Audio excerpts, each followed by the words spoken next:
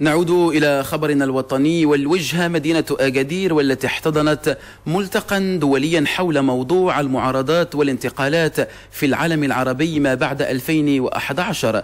ملتقى شكل فرصة للمشاركين من أجل التداول حول أهم التحولات التي يعيشها العالم العربي. روبورتاج محمد الأشهب، لطيفة إجري ومبارك زماني.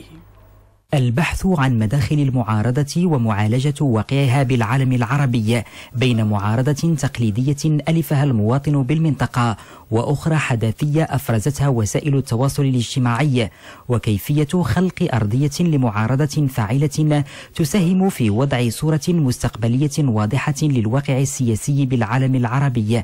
أسئلة من بين أخرى حاول المشاركون في هذا الملتقى مخاربتها.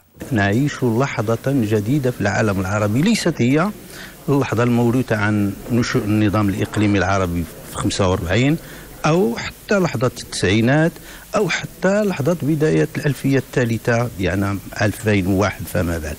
هذه اللحظة جوهرية وأساسية، ولكن إلى أين ستقود؟ ما مآل هذا الواقع الجديد؟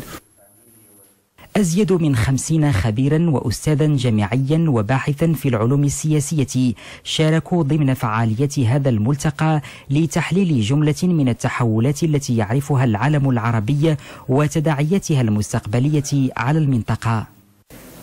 أننا بنفس في المقارنة بأننا نحاولوا نفهموا موقع هذه المعارضات والأبعاد ديالها وقدراتها. هذا هو رهان اللقاء ديال اليوم.